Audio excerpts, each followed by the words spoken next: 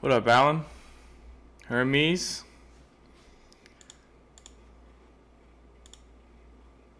We're just gonna wait a few minutes, just let some more people get in here before we start.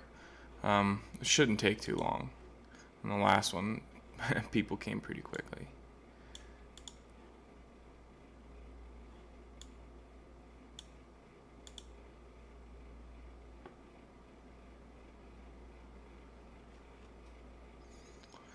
We got 41, we'll wait till it gets to 100.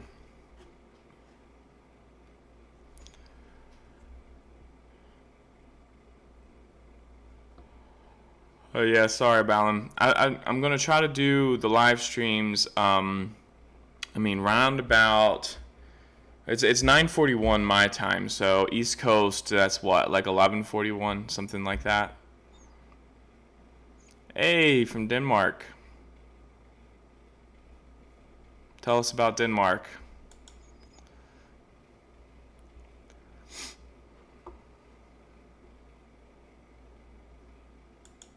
Am I ever gonna post a map? Maybe, if you guys are nice. No, I don't know. Like if you guys haven't if you have noticed lately, I've not been adding in as many icons. I just really haven't had the time. Get busy with work. I don't have the time to put into the map to make it like perfect. You know what I mean? And that's like kind of where I want it to be. Before I like put it out to like the public. So like I don't know, like if this channel gets bigger and I'm able to like get some help with it, then like if I can have someone to potentially like collect like the data and information for me so I can like read it over, like that probably is like one of the most time consuming things, is collecting all the information and stuff that comes out every night about what's going on, and reading through the headache that is Ukrainian, Russian, American, British, and German propaganda. Like it's not very fun, and it takes forever. So like, I mean, I probably spend like 2 hours a day on just that alone. Plus I have a day job. If I could get help and have someone like collect those things and deposit them somewhere for me, and then then I could like put some more effort into like the map and like perfecting a few other things, like maybe perfecting like what I'm gonna say. But in the meantime, you guys are gonna have to be satisfied with just my display of the map and just my voice descriptions of things. Hopefully that's enough until we can build up to that point. Greetings from the Czech Republic. Theti mapping gave the same one an hour ago, so yeah. NASAMS. No, I don't have much information on that. The market for fast opinions. For the fast opinions, here we want Russia to lay down and say AA to the Western narrative and interest, to put it short. It seems like what most of Europe wants. Rootless international cosmopolitan elites. That's a mouthful. Can you more elaborately describe? I mean, I think I know what you're talking about, but like, I've never heard it put in those terms before. If you're talking about like internationalists and globalists, well, I mean, listen, there's an excellent book that like describes these people, and I think honestly they could best be described as technocrats. There's a book written by George Friedman called The Storm Before the Calm, and I've talked about it several times, but it's a overview of America's political and economic history, and it is freaking brilliant, man. Like, it is a great book. As far as like this guy's recent opinions on like the war and stuff, like I think he's just like more or less informed by mainstream media narrative, and like I don't really much pay attention to like what these analysts say about what's going on in the war. I honestly feel like I'm more informed than most of them are. But Yeah, like these, you should read the book. Like it's very interesting. But like long story short, like it goes back like World War II. Like they really like expanded the bureaucracy to like run an efficient state and run like an efficient war effort.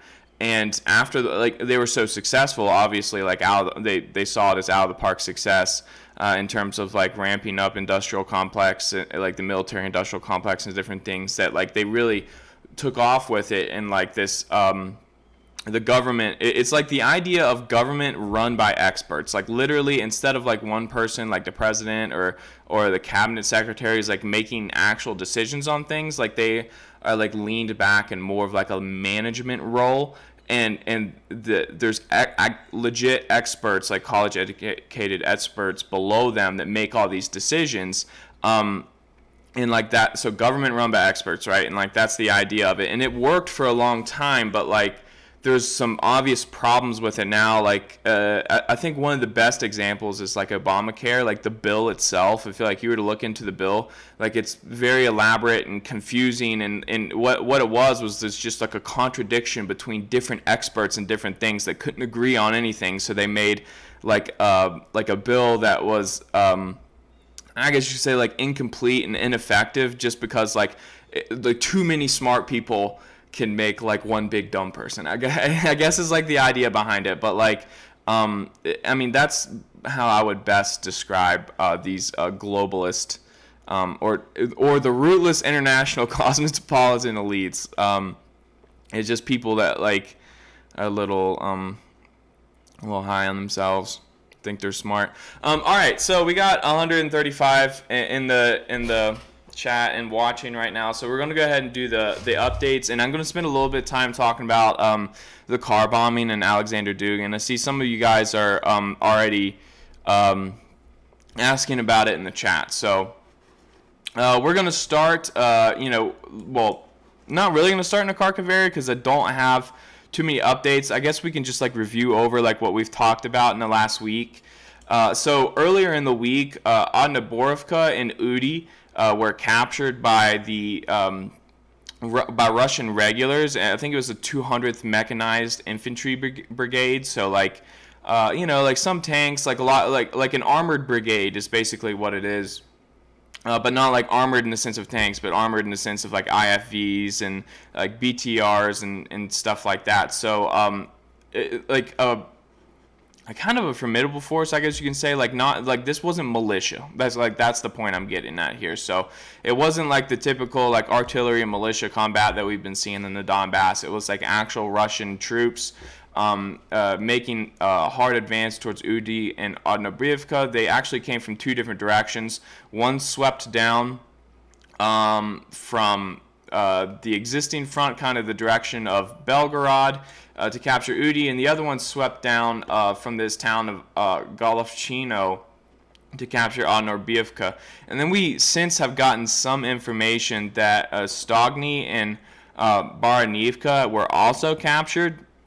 I'm a little bit more like skeptical about that information because really it was just like one or two announcements about it and no photo picture evidence. Like no one's really said anything since then. Some of the more conservative Russian sources are not mentioning this at all, which is like, sometimes like there's different levels of sources, and like of course like you have like the Russian government and the Ukrainian government and the ministries of defense, which the Russian Ministry of Defense like rarely gives like battlefield updates. Like when they do, like in terms of like captured territory, it's generally pretty accurate. They don't like to jump the gun, but like there's like pundits and just like Russian channels that are very supportive of like the Russian effort that post updates all the time.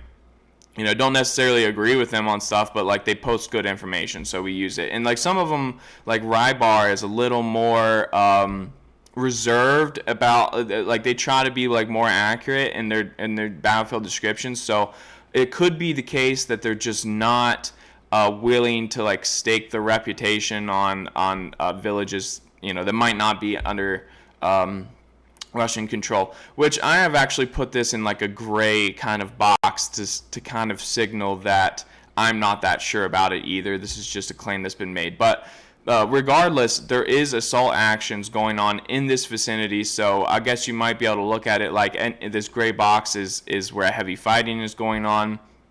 Either, it could be one way or the other. The way we've seen the war so far, the front lines tend to fluctuate. Even when one side is pushing, they might get pushed back, and it could be like the rising tide, right? So where they get pushed really far forward, then get pushed back, and then pushed a little bit further forward and get pushed back. But not every time they get pushed back, it's like not so far.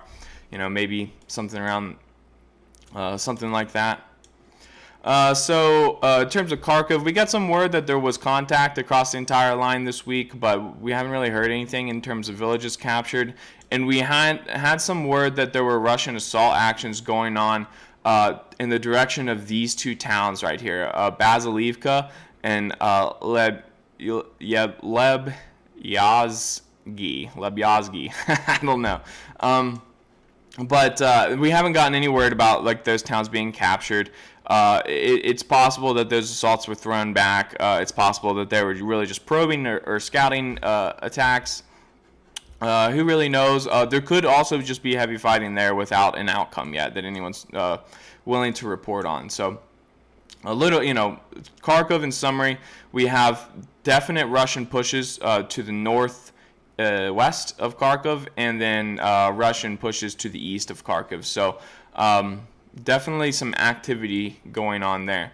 There's been no word pretty much all week on Balaklia-Gusarivka area. It seems like either these Russian attempts failed. It definitely seems like they failed and kind of stopped short of Gusarivka. I haven't seen any information from either the Ukrainian or the Russian side to suggest that these attacks have been ongoing over the last week. It's always possible. As you'll see, like we're about to talk about a town later on that's not been talked about for 2 weeks or so that's been captured. But there's just no word really on this area. There has been renewed assault actions here to the south of Izium. So, Dmitriivka, Vernopilia, Dubrovny, which actually was recaptured and retaken by the Ukrainian side. I'm not going to say like real recently, but somewhat recently. It was just never really reported on by either side. Maybe it's possible that it was really in the gray zone. But the Russians are again renewing their push to the south. I hypothesized in last night's video that this was probably because the reserves in the area of Barvinkova were transferred to the south to plug in gaps near Marinka and Vuhledar. So, which were the Russians are making quite the push over the last 2 weeks. So that's what's going on there. There's been some news going on around Marinka, Blahodatne over the last week. Marinka has, it originally had fallen into Russian hands, and then the Ukrainians took it back. And, the Russians and the Ukrainians both made this claim, so we think that's pretty accurate. And the town itself is in the axis of like fighting though. Like there is pretty heavy fighting going on there. So it could at any point in time it could be either way. The Russians did claim at the beginning of the week that they had captured Blahodatne another time. So that might be like big news. It might not. It seems like it's gone back and forth a lot, like at least 5 or 6 times. So the front line is definitely in flux in this particular area.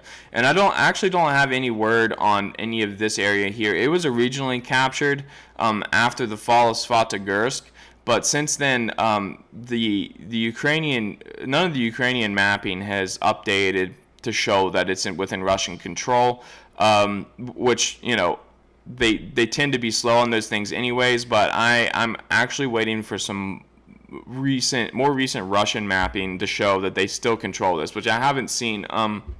They haven't put out any maps on this region in a long time. Alright, so Seversk, I showed you guys a bit of information that came out, which I am slightly skeptical about, because there has been some bad information in the past on Seversk, But it showed that once again Russian forces had captured Verkhovno-Kumanske and had advanced into these areas, both to the north and to the south of the town. So just a real quick geographic look at this area. These are, on both sides is like heights.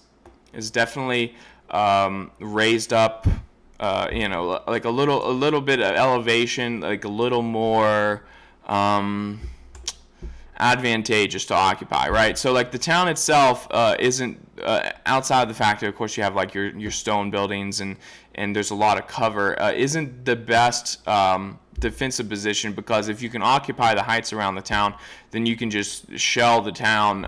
Well, of course you can shell the town with artillery anyways, but then you can start hitting the town with tanks and anti-tank weapons, like all these different like various like infantry weapons that have some destructive capacity. Like they all need line of sight rather than kind of like arcing up like general artillery. And once you have that line of sight like fire on the town, you can really put the hammer down on it. So like it's imperative for Ukrainian troops within Seversk to hold the heights rather than trying to hold in the town of Seversk. But to be fair, like to the defensive situation here, there are heights on the opposite side of town, which are certainly fortified at this point. So it would make a Russian assault down into the town challenging without suppressing these heights as well. All right, so the Ukrainian side is reporting, though, that there is still assault actions like in this area to the south of Sporne and in between Sporne and Berestove, so no real update on that. Earlier in the week, there were some reports about Soledar and Yakovlivka. The Russian side has pushed into Yakovlivka. They're inside the village. They occupy some of the territory, but it seems like it's more or less balanced out. In terms of Soledar, the Russian side is claiming they've occupied the first residential areas in the town, and some claims have even said half of the town is under Russian control.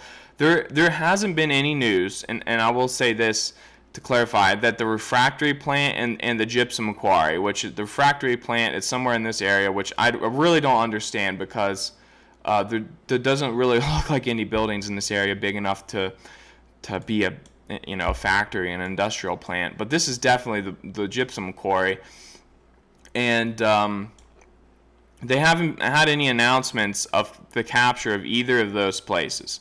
So I think that's kind of significant.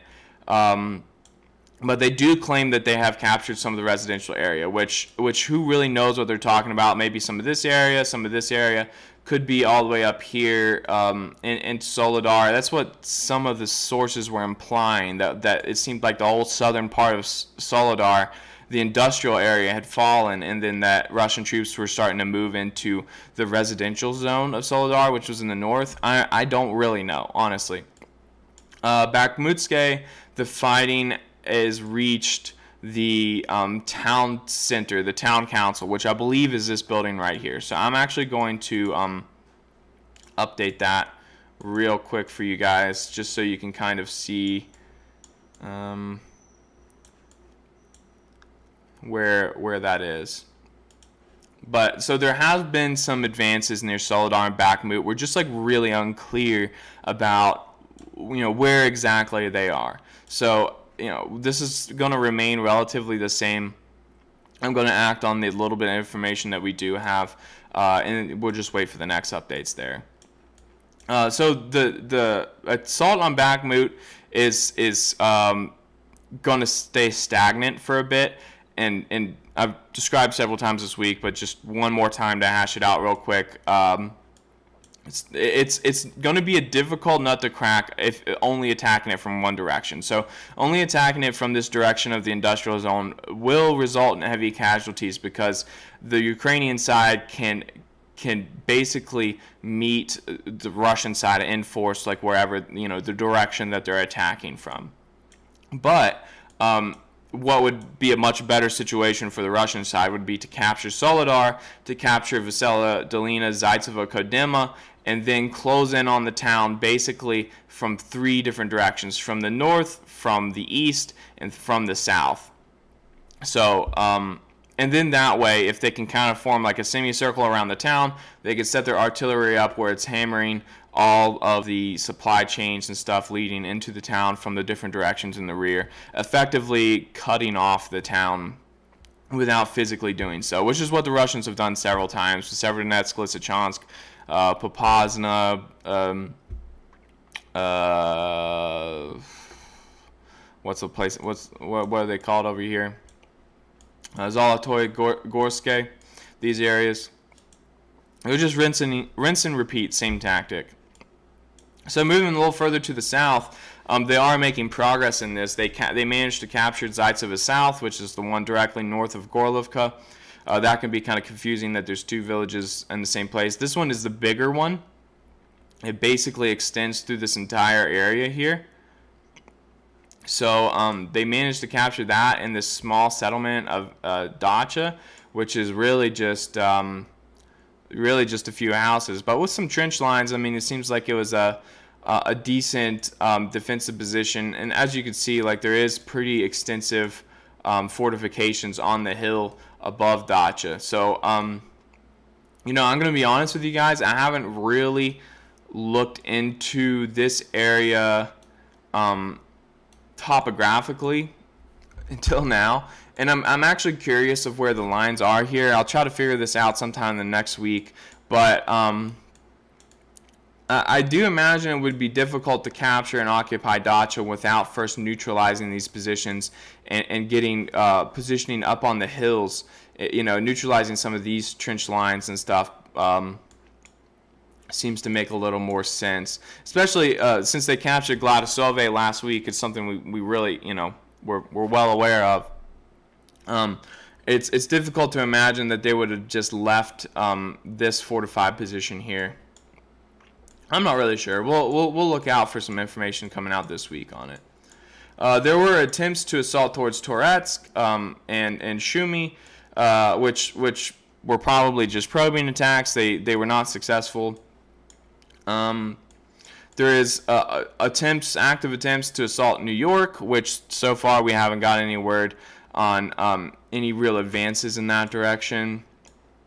So Pesky is definitely a point of interest. The Ukrainian side today, and then throughout the week, the Russian side has been, or both sides have been talking about what's going on here, and it seemed to be pretty consistent. Of course, just like with their own blend of language around it, but the Russians are attacking in the directions of Irpitny, Vodyana, Pervomaisk, Nevelskoy, and now Krasnogorovka. So they're attacking along the entire line. The Ukrainian side is claiming that Nevelskoy is actually being assaulted from two different directions now, from Pesky and from Lazovoi. So it's kind of, I mean, it seems to be a very important short-term objective for the Russian side in this area. The Russians have had some trouble advancing past the ring road here. So in terms of like assaults towards Pervomaisk, I mean, there's fighting in that direction. I don't think the Russians are like, you know, mass waves like rolling to their deaths or anything, but they're definitely pushing that way. They're hammering Ukrainian positions in this area, which is an extremely fortified area. They have used this unfinished overpass as kind of like a center to a defensive ring. And the same thing goes for the entire ring road that goes all the way around. The Ukrainian side has fortified the entire thing, and the Russian side is actually hammering the whole thing with artillery all the way across it to try to weaken these Ukrainian positions. So from what we've seen in the past with Pesky, in the past few weeks, it seems like the Russians have enough artillery in the area, in these areas, to get this kind of job done. In terms of Opitny, the assaults on Opitny are actually coming from this side, which is kind of important to note because it kind of bypasses the ring road and the defenses here and these lakes. So they're attacking directly from the east, but in terms of success, I don't think they've been successful yet at this point. And I don't have really any updates on Krasnogorovka.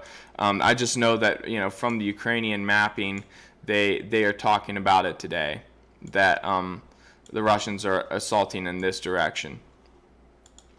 So Marinka is allegedly undergoing the same bombardment that Pesky was undergoing about 2 weeks ago, let's say. It's just like, with Pesky, what they were saying was like 6,500 artillery shells a day is what they're dropping on like just that small town, which is like, I'm pretty sure close to what the Russians were dropping on Rubizhnoye, which was a massive town in compared to Pesky.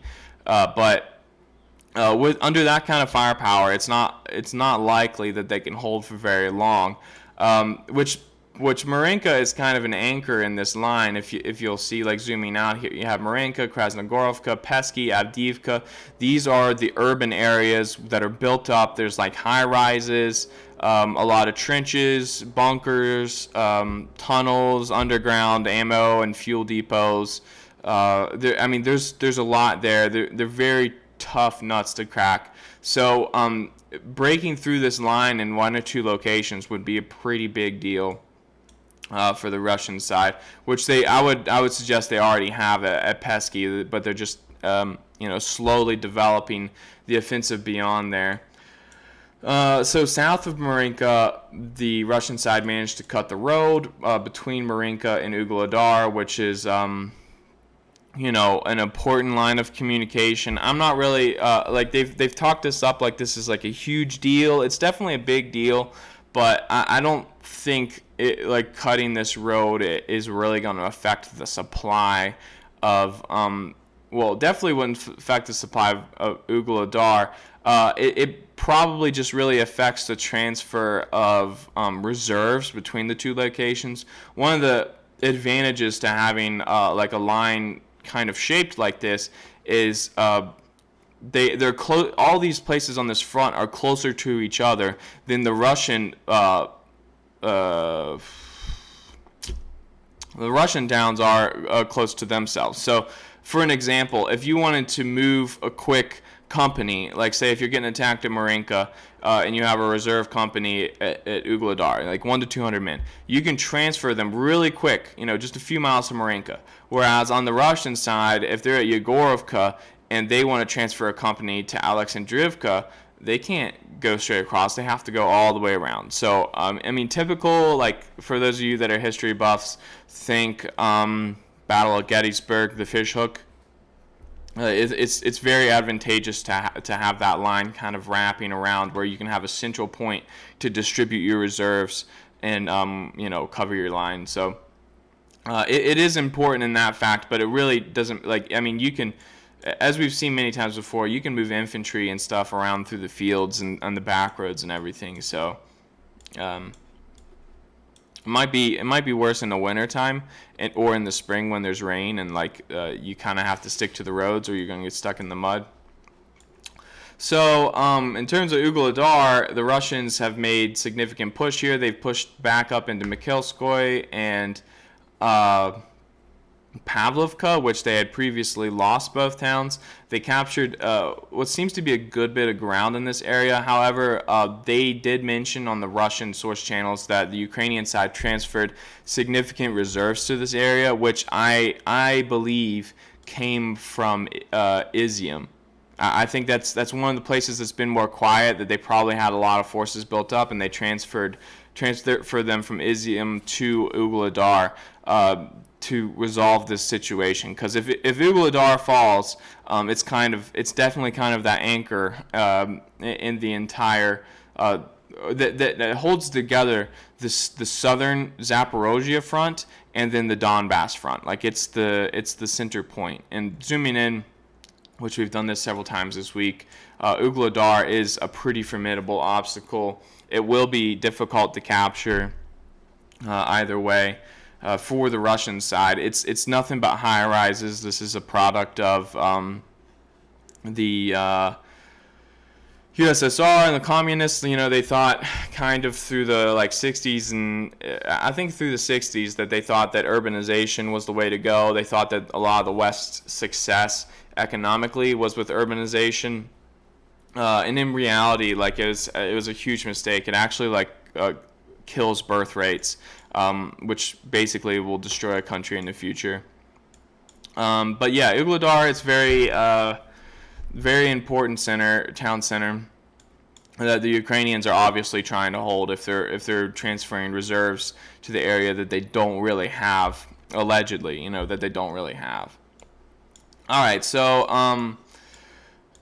I'll let you guys, if you have any questions about Vuhledar, I'll answer them. But I'm not going. I've been rehashing that like so much. I'm getting tired of talking about it. The last thing that we're going to talk about is the village of Blahodatne, which we had announced that was captured previously. And it seems that was a little premature. We were going off the Russian sources. They claimed that they captured Blahodatne and that they were assaulting Partizanske. And the short-term goal was this village, or this conglomeration here, this Pervomaysk and Belozerka, all of these towns right here. And the reason for that being is this is really the last big obstacle before you get to Mykolaiv, which we're going to talk more about in a second. So Russian sources today, a lot of sources are now saying, pretty much all of them are saying Blahodatne has fully been captured now.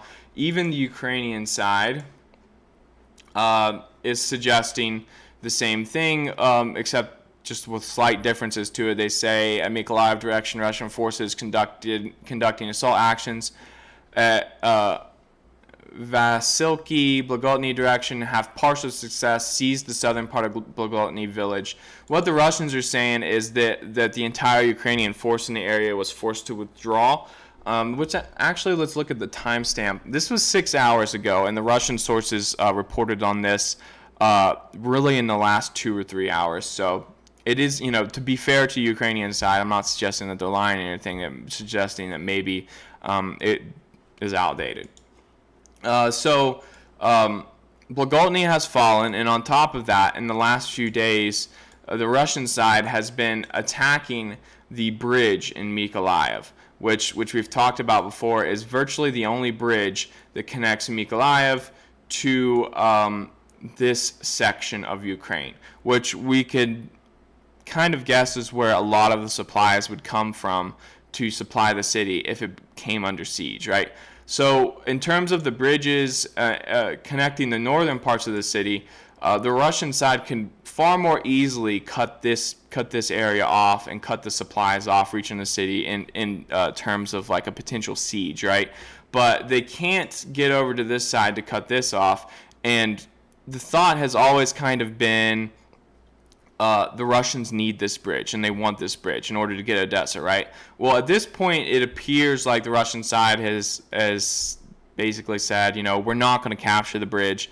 We can't penetrate through these defenses before the Ukrainian side blows it up. So we might as well destroy it to cut off any kind of resupply to the city in terms of a siege. So this definitely to me suggests that Mykolaiv is a more immediate target. Maybe like once the Donbas fight is over, maybe once Kramatorsk, Sloviansk fall, or Bakhmut, or who really knows. It definitely seems to be in the nearer future.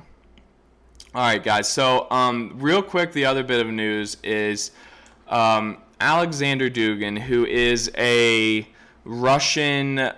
Let me see if I can describe this guy real quick. He's a Russian political thinker, certainly an ultra-nationalist. Has enemies all throughout Russia and across the world. He's got some pretty, he's got some pretty deviant ideas and deviant from the norm. Like he's written some books. I mean, he kind of like prescribes to a lot of ideas that are all throughout the political spectrum. He like pulls ideas from capitalism, liberalism, communism, and Nazism, fascism. So like he's got like a combination of all of those above. Some people do describe him as a Russian fascist, which isn't like a completely unfair description. because he has self-proclaimed that he prescribes to some of the ideas of fascism. But to elaborate and like give the guy his credit, he has stated on several occasions that one of the worst ideas, and let me actually pull this up. I'm just using a Wikipedia, which we know isn't like as accurate as it could be, but he specifically makes some statements about what's wrong with fascism, and he zeroes in. I'll leave this up so you guys can read it, but like he zeroes in on the racist aspects of fascism and considers them purely German, is like what he has said, and he absolutely doesn't prescribe to them, is like what his statement is. So like, if you're asking me, I don't know if that's not like what kind of fascism does he prescribe to, if not, the racist pro-Russian kind. I don't understand it all. But long story short, I mean, he's written like a lot of books on geopolitics from the Russian view and from a nationalist Russian point of view. He actually wrote a book called it's not here. Where is it? I'm pretty sure it's called like The Essence of Geopolitics, or Foundations of Geopolitics, which is actually taught at like the Russian military schools, like in army, at the Academy of General Staff of the Russian military. Like it's one of the textbooks. And, like you can see here, sometimes it's referred to as like Russia's Manifest Destiny, which if you don't know what Manifest Destiny is, like that's like that's like America's like effort to like essentially like conquer America, like from like the Indians and from the buffaloes. Like I guess like just America's like expansion out west. Like it was Manifest Destiny that like from sea to shining sea. That's what Manifest Destiny was for America. So like Russia's Manifest Destiny allegedly is like Alexander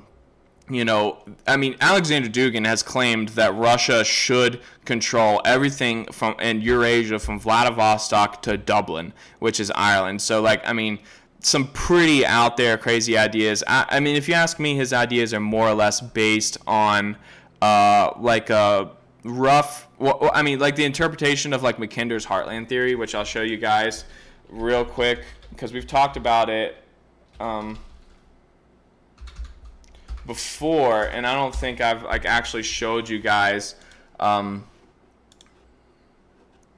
So Mackinder thought whoever controlled Eastern Europe, the heartland, would control the world. The idea is that whoever gained control of Eastern Europe controlled the heartland, also known as the pivot area, and whoever controlled the heartland could easily gain control of the world island, which is Africa and Eurasia. And let's open this in a new open image, a new tab.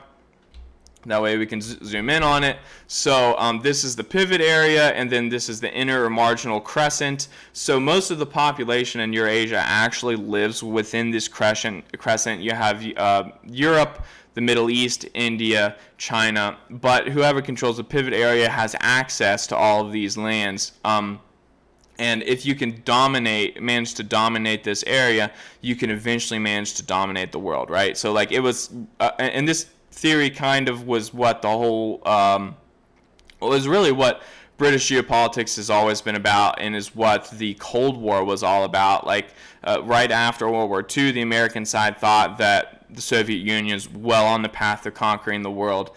They thought that there's no way that the American forces within Europe could hold back the Soviets if they decided to invade into West Germany and France and Italy and places like that. So bribed up an alliance. We've talked about all this before.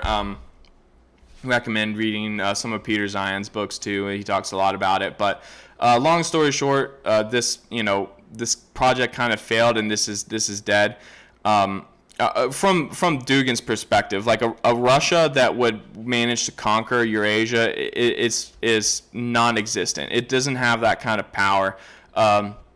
I don't think it doesn't really even have the kind of power to like challenge NATO, really. I mean, it's just based on like population and economic power in some of these things. It's certainly growing in power, and it's getting into a better situation than it has been, but it is one of the most insecure countries in the world. If this was like some kind of great game, Russia like is kind of starting off in the in a super hard position, right? Super difficult, which I think they're managing it intelligently, but of course, a lot of people are suffering. So Alexander Dugin's daughter was killed in a car bomb last night. So they were at some kind of retreat, maybe on vacation or something, and there were several vehicles going, and she was driving his SUV.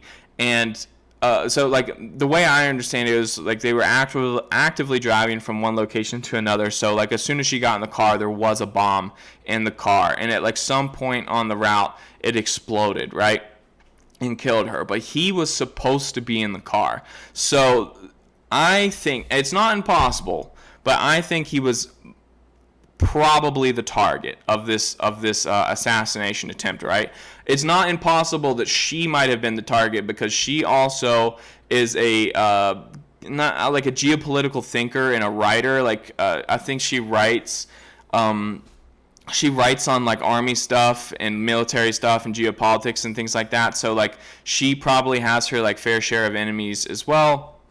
But he's like the main guy. Like he is the one with all the enemies, like both in Russia and globally. So in terms of like his relationship with like Putin, it's been said in the past that like his ideas have like influenced this invasion. Like literally he's like, it's been said that he's the mastermind of it. I'm not really sure of that. I think that anyone within Russia with any kind of like geopolitical mind probably would have been eventually pushed to do the same thing. And I've said this past on other people's streams as well, that like I think that, say, like even if Alexei Navalny like ended up getting elected over Putin and wasn't assassinated, and if he wanted to survive as president, he would probably have to follow the military and the population's lead, and probably would be executing this war every bit the same. I don't think that's that far out there. So I don't really connect Dugin to Putin the way like a lot of people do, but Putin has almost certainly read the book Foundations of Geopolitics, so he is like aware of those ideas. And I think has probably met with Dugin. Now, Putin has denied that he has ever met with Dugin. Like, and I think that's important to know. Like, a lot of people in the West suggest that they're buddies, and Dugin like mentors Putin, but he's denied ever meeting him. So like that's probably important. But with the way Russia is so like in terms of like the politics in Russia, it's very small. Like there's not very many people in Russia that really understand how Russia works and what Russia's geopolitical position is. Like they don't have a deep political and bureaucratic bench, if you'll say. So I find it to be very unlikely that Putin and Dugin have ever met. But who really knows like who did this bombing? It could have been people within Russia. It easily could have been Ukrainians. It could have been conducted by Western governments. Like, don't really have any information on that. A guy like Dugin has endless amounts of enemies. All right, so that's it for like the presentation. I'm gonna open up the questions real quick. I'm gonna roll back through and make sure there was no get all the ones where people have added me, which it looks like there's not very many. And I'll cover those first, and then if there's any super chats and stuff, I'll put like a priority on those. But if you look here like in the chat, like Rioteer Boy, where he's got the orange New World econ, that's what I'm looking for. So if you guys can make that happen. Glad I could catch his stream today. I'm glad you can catch it too. I'm really happy that all you guys are here, and I really appreciate your support. I really do. A lot of you are really supportive. I thought there were questions earlier, and maybe they're not loading. Oh, I have it on top chat. Let me switch it to live.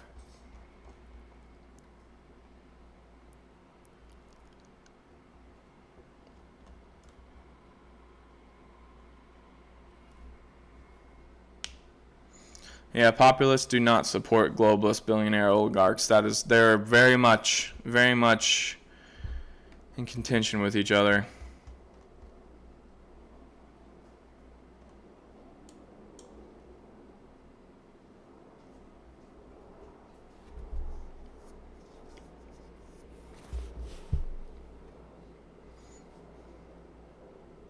I wouldn't say Dugin got his daughter killed. I mean, she was like very much in the same like I think she's very much like with him on a lot of things, you know. Like, I mean, it seems like she probably prescribed to some of his ideas. She's actually pretty young, like 30 years old. Real pretty girl. Let's look in the other chat.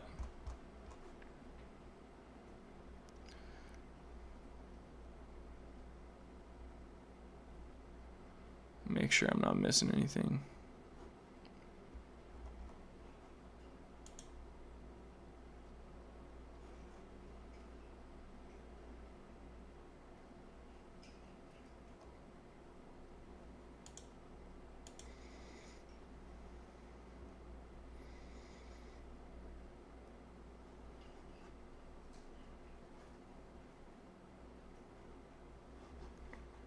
All right, guys. Any questions you got? Your audio has sucked the last few weeks. What happened? Does it suck now? I actually moved, and it's funny, you know, like I've been thinking about it, and in my last apartment I had cathedral ceilings, kind of like I don't know like how you describe them. They were like double ceilings, because I was on like the first floor of that building, and there was like a lot more room in there, and sound didn't. I'm thinking like maybe sound just didn't pick up very well, but in here, like my ceilings are really low, and there's kind of like an echo in here when I'm talking, so that might be what's going on with the sound. I remember before I had the mic turned all the way up and you guys could barely hear me, and right now I actually have it on like half volume, and it looks like it's like maxing out almost in the red.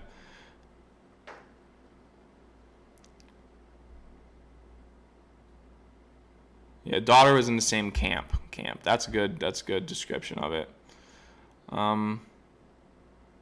It's not called Dugin's fifth political theory. It's called Dugin's fourth political theory, and this is what I didn't get to. But like, he advocates for a new political ideology that's a blend of neoliberalism, Marxism, and fascism, which is a really weird blend. But like, he's like trying to pull like good ideas from all of them. Certainly, or what he says are good ideas. I'm not going to say all of them have good ideas. I don't think. What are your thoughts on Finland right now? I mean, like Finland joining NATO. So like, I mean, Russia was like kind of like threatening a little bit, trying to get them to not join. But honestly, I think they always suspected that, like, regardless of whether the fact Finland and Sweden were in NATO, right? If Finland or Sweden were to go to war with Russia, the West would join in anyways. If you look at like polling within the United States, like the states in Europe that the U.S. population is most willing to go to war for are like France, Britain, Sweden, Finland, and then like lower down the list is like Germany, like maybe Italy, like some of these other places like Poland, Germany, and the Baltic states are actually like a lot lower than even like non-NATO members like Finland and Sweden are, which I do think it's important to note that Finland and Sweden aren't actually part of NATO now. Like the US have said they're part of NATO, but not all NATO countries have signed off on it. So like it definitely looks like they're going to be in NATO, but they're not actually in it right now. I think that's important distinction. I think Biden Cheney 2024 is good. I love the bike emoji. No, I think that would be an absolute failure. I think Biden, anyone, would be a failure of a campaign. I honestly think he's not going to run again. Like, despite what they're saying.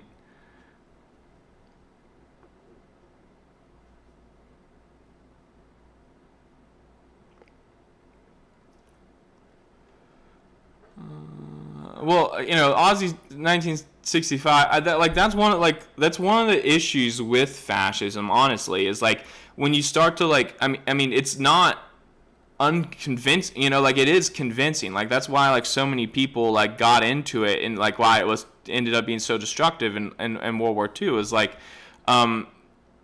Like I don't know. Like I've never read Mein Kampf. I've read like little excerpts from it, and you can kind of see like there's some things where it's like, oh, that, like from a German perspective, like that might be a good point of view, but like when you really like start to think about it and like look at what happened, you know, like it's, I don't know. I mean, I don't like Dugin has like said like that he prescribes to some of the ideas of fascism. You know, he doesn't describe himself as a fascist, but he describes himself as a Russian nationalist with, you know, some sympathy towards some fascist ideas. So, like, I mean, that's why people call him a fascist. And, like, that's not entirely unfair. But, like, I'm also not saying that, like, his ideas are backwards and incorrect. I mean, I think, like, nationalists around the world, like, look at their geopolitical situation in different ways. That you probably wouldn't see like anything wrong with. Like the Indians see the world in a certain way that like when you like actually listen to them and understand it, it's like, oh, I understand why you see it that way. And China is a big one, you know, like they look at the world like under the context of like the century of humiliation and like all these outside European, what all these neoliberal powers are now, and they're like, well, you guys, you know, at one point, like, ripped apart China and, you know, got our population intentionally addicted to drugs and exploited it and, you know, all these things. And so they look at the world with a very cynical view. And that's not hard to understand from, like, their point of view. But at the same time, it's not, you know, like, in terms of, like, for the sake of, like, getting along with your neighbor and, like, everyone living in peace and harmony, it's not... it's not the kind of idea you want to prescribe to.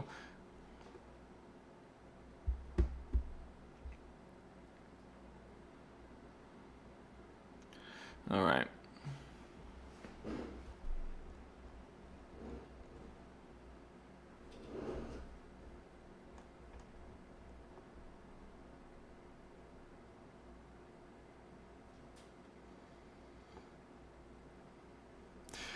Well, so yeah, in the Western, like, so Czar's question. So in the Western world, it's illegal to have another ideology that's different from the mainstream ideology. What is the whole Western freedom about? And no, it's not illegal. It's not, like, that's the thing. Like, I'm not saying it's illegal. Like, I'm telling you that, like, if you're a fascist, I probably disagree with you. If you're a communist, I definitely disagree with you.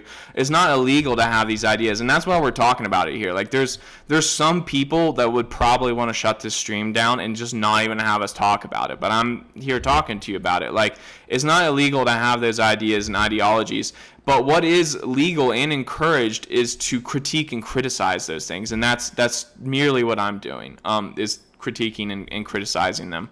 So, which is, you know, arguably not really accepted in a lot of these other countries. But I will, to be fair, like, the West has become a little too censored recently and has really shut down the debate on a lot of this stuff, which I don't agree with. I'm not on the side of that. I'm on the side of free speech. I'm, you know, if you really want to know, I'm a libertarian. You know, I look at libertarian ideas. I think the more freedoms a person has, whether it's, you know, freedom from their own government, you know, like that's my preferred. Won't NATO? So, New World Econ. Won't NATO get larger if Putin wins? Why would an anti-globalist want Putin to win? Why would an anti-global? No. Well, so all right. So this is. I think the idea that NATO is just going to, like, that NATO has, like, just hit a speed bump and now it's going to keep going and keep getting stronger is like a false idea. Like, I think that the idea that NATO is getting stronger is really a facade. Like, yes, like more countries are joining in on NATO, like with Sweden and Finland, but the way like I kind of see it is like now that's more territory that the U.S. itself has to come in and defend. So the U.S. is even like with those joining of those countries, which they do hit above their weight militarily, but in terms of like population to territory, like Finland is way worse off than Russia. It has so much territory to defend, and there's no way like the Finnish army can do that. Like, in my opinion, it's just too vast. They don't have nearly the size of an army that they had in the 40s. So like it's just like, in my mind, it's more obligations for the U.S., which doesn't make the U.S. stronger. It makes them weaker, in my opinion. And I think NATO's days are numbered, honestly. Like, Trump was not the last. He was the first president to try and pull the U.S. out of NATO. There's a reason for that. Like, the U.S. population is, a certain percent of it is sympathetic to, why are we paying for the defense of all these countries? Like, when these countries turn around and brag to us about how, we have like, state health care and we have all these things that are better than the U.S., like, why aren't you like us? And it's like, well, they wouldn't be able to afford health care if they had to pay for their own military. You know what I mean? Like, that's a pretty common like idea going around, which arguably, like, they can't pay for their own health care anyways. Almost every Western country is in debt and goes deeper into debt every year. Every country runs deficits every year. So I think that NATO's days. I'm not saying in the next 5 years or 10 years. Like, I'm saying that NATO one day will not be an alliance. That's my personal opinion. I could be wrong, but So, New World Econ, come on, I'm American and the West has embraced full-throated censorship 3 years ago. Well, here's like the distinction, like with censorship, and like, and it is really confusing because like a lot of these platforms are like, they're viewed as public forums, whereas they're private companies. So like from a libertarian perspective, like if Facebook's a private company and they don't want to allow certain things on their platform, then they have the absolute right to do that. So like that's where the censorship takes place. There's no censorship in terms of like, well, there's not supposed to be any legal censorship in terms of the government stepping in and saying you're not allowed to have people talking about said topic on your platform. That is not legal under the U.S. Constitution. There has been some evidence that like specifically the Biden administration has stepped in and put pressure on people through different relationships, through the bureaucracy and technocracy and like all these different things to like there was a story that came out on Breaking Points, which is a really good news outlet that operates solely on YouTube. It's like Sagar and Jetty and Crystal Ball. I'm sure some of you guys watch it. It's excellent.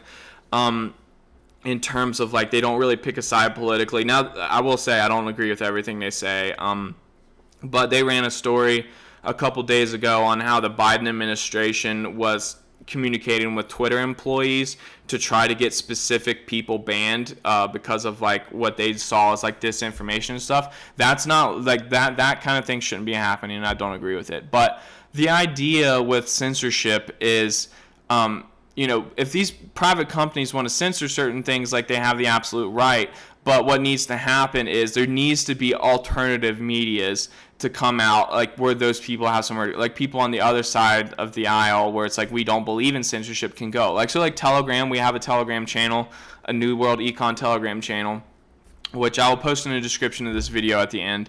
And you can talk about whatever you want on Telegram. It's not censored at all. You have like all these other platforms like I'm not gonna say Truth Social because it has its own form of censorship, just in the opposite direction.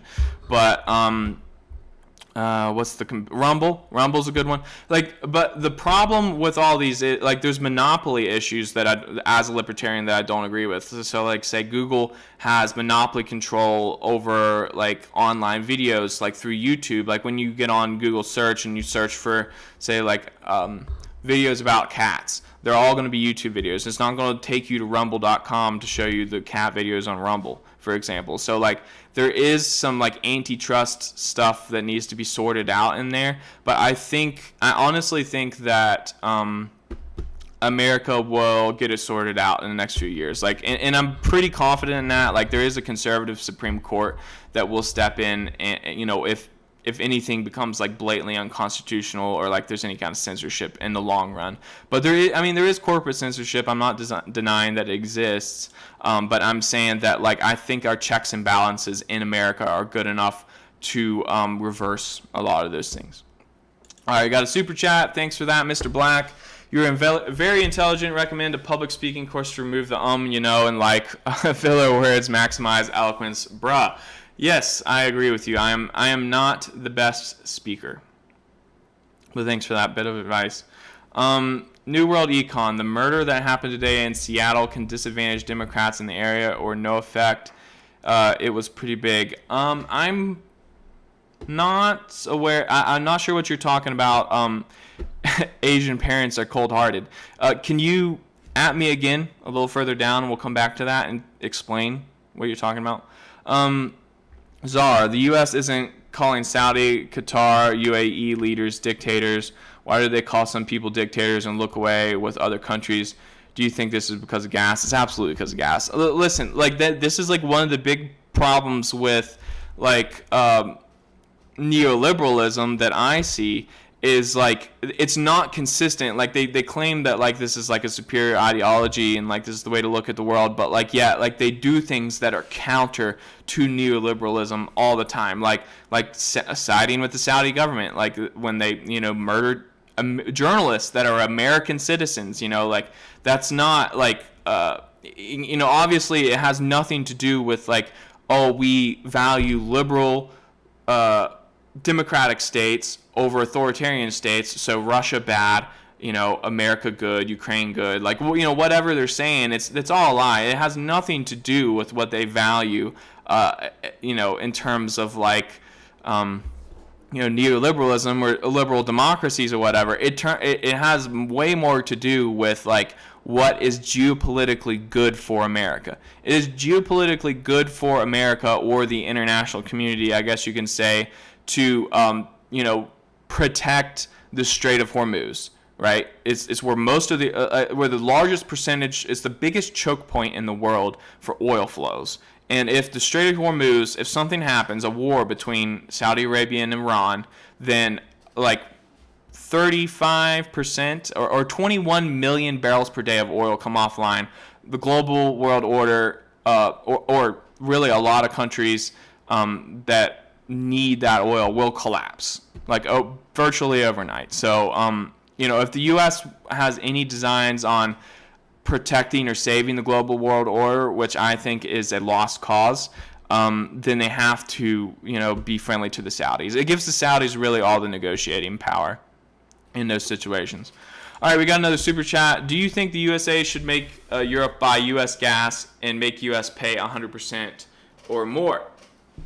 The idea was that Europe would buy U.S. gas instead of Russian gas, but this is a geography problem. It's not really like a political or it's not really like a contract problem, like on who your buyer and seller is going to be.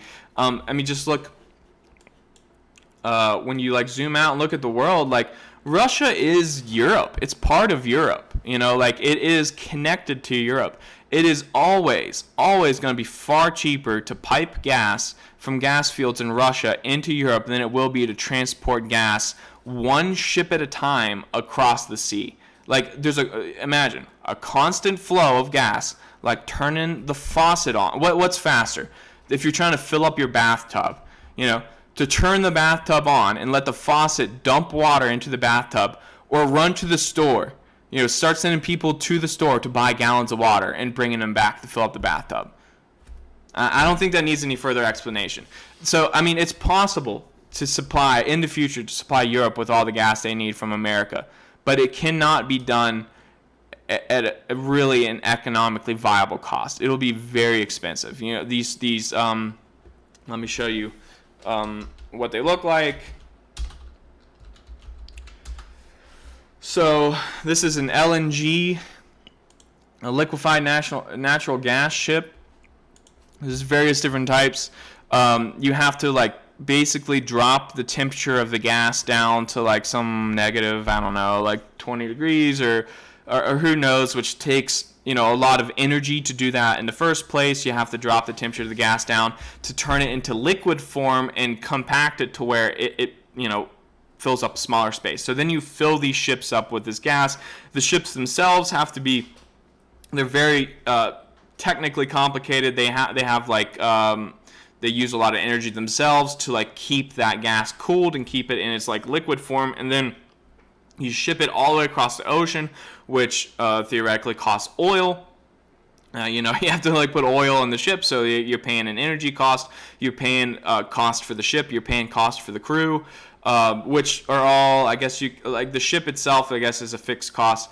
You're paying billions of dollars for an LNG export facility where you load up these ships. So like the facility where like they freeze the gas down into a liquid and transfer it onto the ships, and then LNG offloading facility in Europe where they bring the gas off and then unfreeze it, or you know, put it in the underground storage facilities or the storage tanks and whatnot. It's incredibly expensive. Now, in some places in the world, the price of gas is high enough to where this is worth it, and like places have been doing this, like in Korea, Japan, China. Like there's just not that much gas locally, so like they have no other choice but to like buy this gas from abroad on these ships, and that's where most of these ships are committed to. Some of them go to Europe. There's some places in Europe that have LNG offloading facilities, but none of them are in Germany, first of all. So like that's an important thing to note. Hope that answers your question, David. Thanks for the super chat. So let's get back to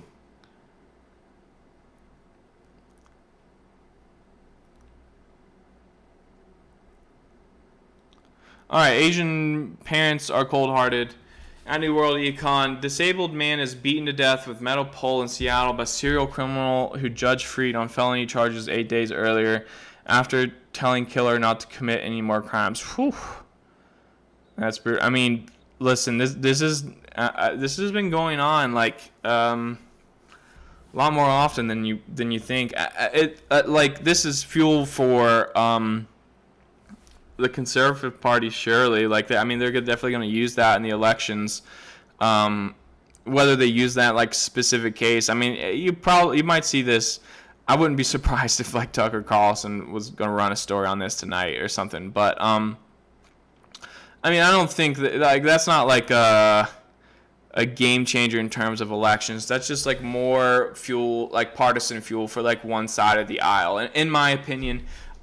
Because like I mean, you have to keep in mind with America, this is a country of like 300 million people, and like shit happens like literally every day. Like stuff happens, and you can like zero in on like certain cases and try to like portray it like this is the life of the country, which like, you know, like I mean, I live in Denver, and I haven't heard any stories about like that in Denver. You know what I mean? Like, and a lot of people like on say like the liberal side, like the people that you want to move over away from like Joe Biden, say if you're sympathetic to the Republican side and you want the Republicans to win, you want to try to like, you know, pull votes over from like the centrists or maybe even like the Democratic Party if they're like more moderate Democrats, right? So like, I mean, it really depends on like how much they care about these certain circumstances, you know, like, and I think more like this isn't the kind of thing that's going to pull over moderate Democrats. It might be the kind of thing that pulls over independents, especially like homeowning independent. Like homeowning independents are like very are much more sympathetic to things like security and like police work and stuff, because like,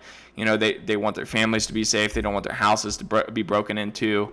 So I mean, it might have an effect on them. I think the biggest thing for the American elections, this is the one thing I'll say on this, then we'll kind of move away from this topic, but the biggest thing is going to be the economy. It always has been, always will be. It's not looking good. It's probably going to swing Republican. Czar, New World Econ. I believe Trump is more peaceful than Obama. He never invaded any country. Obama invaded Syria, Libya, carried out a coup of Yanukovych, which triggered this war in Ukraine. there's an argument. I mean, there's an argument for that. But I will say this about Obama, and I'm not going to directly say that Obama carried out the coup. You know, like a lot of these things, like we've talked about, like bureaucracy and stuff, like it might have just been like a CIA call where they were like, we sense if there was involvement. Okay, I'm not gonna, because there's no evidence that there was involvement, but I would suggest that it would have been crazy for the CIA to not be involved, right? Like if they saw an opportunity to like pull Ukraine away from Russia, they probably had their little paws on it somehow. And it might just have been like something as simple as like social media, like stirring up tensions. Like I'm not gonna say that like that's really something that Obama would have been involved in. To be fair to Obama was under the opinion that like honestly like a little more closer to some of the things that what's his name, Professor Mearsheimer has said, where Ukraine is not of vital strategic interest to the U.S. and it never will be. So messing around with Ukraine and Russia like is on the path to disaster. I think Obama like knew that like we had no interest in Ukraine and the Ukraine project was just dumb. So like that's why he didn't sell any weapons to them. That's why he didn't really push the Russians on the Crimean thing, right? So like to be fair to Obama, and some people in America like see that as like Obama being weak, and a lot of people tend to capitalize on like, well, Trump did more than Obama, or like Trump was the one that actually started selling weapons to Ukraine, which he was, which I think was definitely under pressure from like neocons within the Republican Party to do so. But like Trump was probably closer to Obama's opinion as well, but like really just gave in to like internal pressure to do that, right? Which he might not have seen at the time as like a big deal, just selling some javelins and stuff, but the Russians obviously saw it as a big deal. But I agree with you, like Syria, Libya, one that you're leaving out, which is like the worst one, is Yemen. Yemen is just brutal. We should not be selling weapons to Saudi Arabia for Yemen.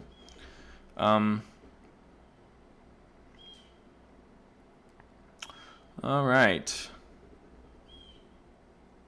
Refresh the page real quick because I want to see how long we're streaming for. We're at an hour and 12 minutes. We'll keep this going for like 20 minutes.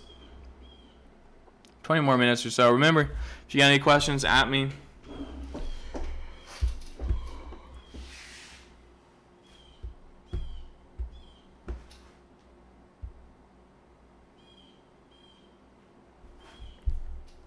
Imagine believing in the political system. Who is Dugin? Just reverse. Just reverse and listen to earlier. We kind of went over it.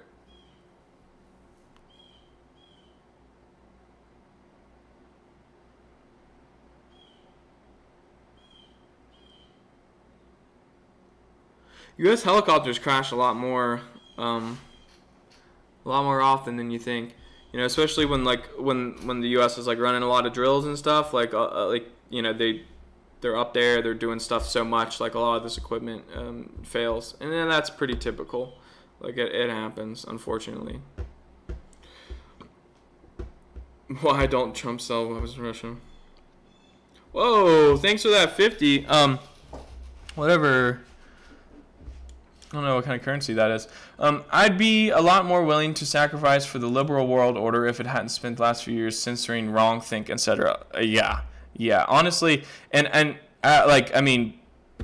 full transparency, guys. Like, I used to be a Democrat, like, honestly, and like my parents were Democrats, and like we were Democrats more in the sense of like the working class, like unions, like jobs, and like things like that's what we cared about. Like they believed in like tariffs to like protect certain American industries and things like that, and the Democratic Party today is none of those things. Like not a single one of them. Like it is doesn't even resemble those things really. And I mean that's why you see like Biden like trying to like get up and talk a lot about unions, is he's like trying to win some of that stuff back, which the unions are obviously gonna, they're gonna take that. Like they're gonna be like, yeah, like if the president's gonna be friendly to us for his own political reasons, we're gonna capitalize on it. But like I think that they were a lot more friendly to the Trump administration, which was a big failure on the Democrats' part to like let the working class slip through their fingers.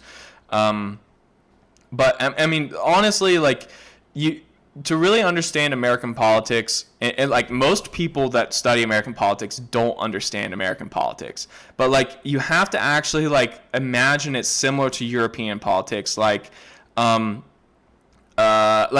say Germany or Italy or France, where they have like they have way more parties, right? Everyone's like, oh, I want that system where we have way more parties. And it's like, well, they do have that system in America. People just don't realize it. Like, you have the Democratic Party, which is like essentially like imagine it like a shell corporation. Like, but like it's over like all, like there's probably like 10 different sub-parties within the Democratic Party that want different things, right? Like you have like neoliberals, which are like your or like say like your Joe Manchins, Kirsten Cinemas, or like whatever, that like are interested in like this global project and but like are still interested in like economy and like things like that. Like they're kind of like middle line. And then you have like, of course, your squad, like your far lefts. You have like Elizabeth Warren's kind of got like her own little camp going. Like there's all like Bernie Sanders, like they all have like their own little like factions within the Democratic Party. And the Republican Party is like similar. Like it's got like all these different little sub factions, but it's got a lot less and they're a lot more cohesive, right? So like the Republican Party's always had a bigger advantage because they have better messaging. It's like basically national security, finance, so like people that understand money, people that understand security, the religious people, so like your Catholics and Protestant or evangelicals is like the biggest one, and then you have your populists. Both parties have their own populists, and the populists of both parties actually agree more with each other than they do with other people in their party, but just because of the way that's so polarized, they don't really get along. And this was actually hypothesized by George Friedman in his book. He mentioned that he predicted by the end of the decade that Democratic populists and Republican populists would eventually vote for the same candidate, which I think is very interesting. And I actually see it. You see it in like say like Donald Trump, who's the first person to come along and represent those populists. A lot of the people that voted for Donald Trump were historically, like back in the 90s, Democrats. Like a lot of them were, working class people. And Donald Trump also pulled the highest black vote and minority vote in like the last 50 years for any Republican Party. It's been growing steadily. So like I don't think it's entirely impossible that like that prediction actually happens. But that's a little off track for your liberal world order thing, but long story short, the Democratic Party is not what it used to be. I used to kind of believe that like the best thing for like mankind and Earth was a world order, like kind of like UN. Like if we became like say like Elon Musk's dream comes true and we become a spacefaring species, multiplanetary or something like that, right? Which is like certainly at least like 150 years into the future. But we would need like to have like a cohesive like world government or something like that. That's what I always thought. I always thought that was the end game, but like I'm not so sure now. I'm far more libertarian. I believe in decentralized rule is probably the best thing. Like local areas should have like control over themselves, and that's a lot more fair and free to like all the people of the world. All right, let's get some more questions in here. We got a little bit more time.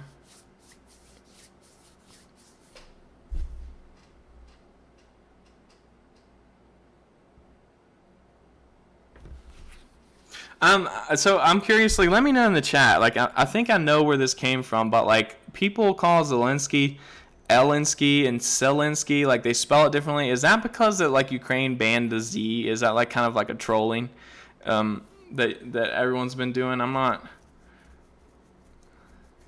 sure.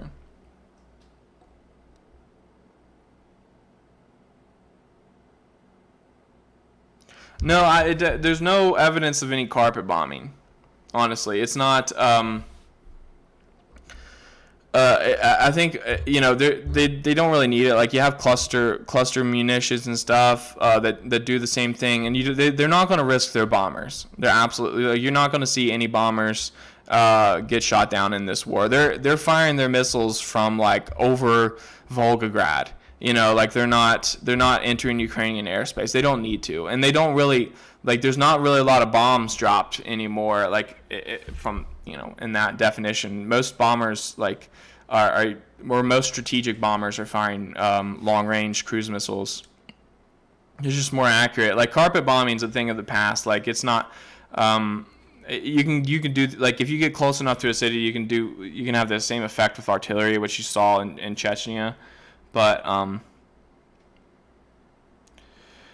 if you pull the emotion and media hoaxes out of it, Trump's actual policies are Clinton-era Democrats' policies. The U.S. media lied a lot about him. I agree.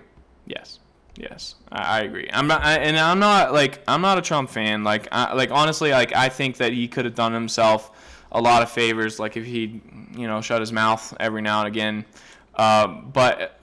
But I mean, he was far more politically calculated than people realize. Like the media definitely portrayed him like as an incompetent like man child, and that, I don't think that's true at all. But I think a lot of people actually when you like start asking them if you start throwing them some of Trump's ideas without saying that they're Trump's ideas, a lot of people on both sides would agree with you, which is like kind of funny. All right, wait. So what are we saying about the Z thing? Yeah, I can't say Z because Germany will fine you. Is that true? That's crazy. That is. Doesn't Germany have like free speech laws on the books? Or suppose they're not as like guaranteed as I've actually read a little into it. They're not like as guaranteed as U.S. laws. Like most European countries don't actually have free speech. Like the UK doesn't have free speech either. But I mean, it's like kind of encouraged. But like, if the UK wanted to, like, they could easily, much easier. In America, there's too many checks and balances. Like to try and ban free speech or ban certain speech would be impossible in the long run. The only way it's possible is through this current model with woke corporations and stuff.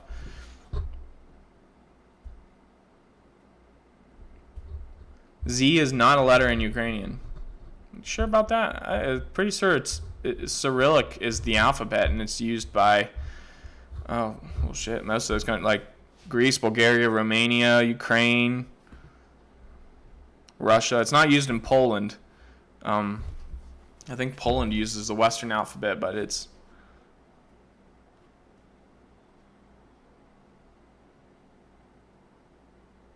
just ignore the spamming. Yeah, don't let that stuff get to you guys. And I haven't got a chance to read everything, but please be nice to each other, all right? Like there is people, I mean, this is like, we're talking about geopolitical events, like there's serious matters, and like there's innocent people, that are affected by these things, so. In Czechia, they fired a police chief for having a platter in the shape of a Z. Wow.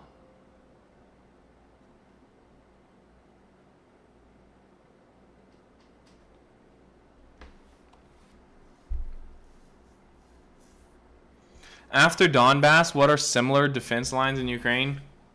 I mean, after Donbas, like maybe like I'll zoom in a little bit more. There's nothing like nearly as prepared. I mean, possibly you could possibly hold the line for a while. If they have and this is the thing, it seems like the overemphasis on holding the Donbass could cost the Ukrainians a lot more in the long run, because if their army collapses from it, or if their economy collapses and they can't pay their soldiers, then their army's going to collapse. Then it's not going to matter. But like say if a strategic retreat was called, they could probably hold the line from Aktyrka and Poltava down to the Dnieper River and maybe like protect another piece of Ukraine that's west of the or that's east of the Dnieper, maybe. But honestly, the most formidable defense line is the river itself, which the Russians have already crossed. they crossed on the first day of the war. So World War Z sounds better than World War III. I kind of liked that movie. Honestly, it was a good movie. All right, so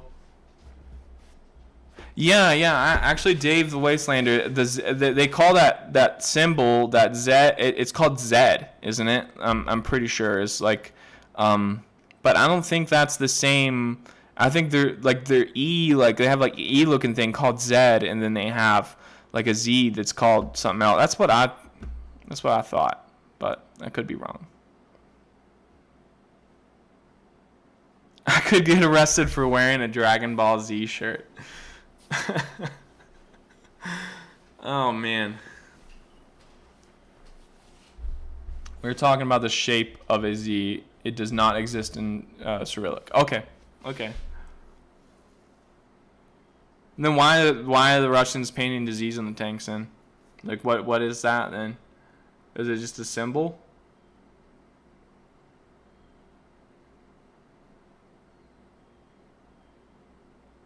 No, it's not John Mark Dugin's daughter. It's Alexander Dugin. It's spelled differently than that. Ukraine's perilous economic situation. Yeah, I mean, that pretty much describes it, man. Like, I mean, they should be in default right now, but that's not good for Europe or America to let them go into default. Because letting them to go into default, it would be a quick collapse of the country. So they've put off the debt. Ukraine's probably going to keep printing money, and inflation is just going to go out of control at this point in Ukraine. That's probably what you're going to see before the end of the year. Like, it's crazy inflation. Yeah, I saw that video. Yeah. That's all I'll say, is I saw it.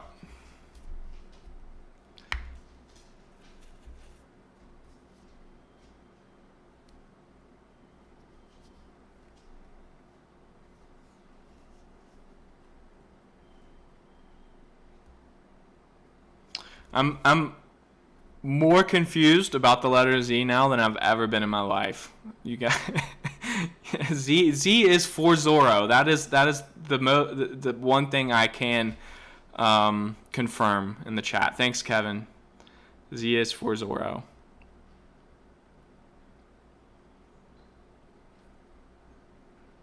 All right, let's get some more questions in. I'll keep it going for like 10 more minutes.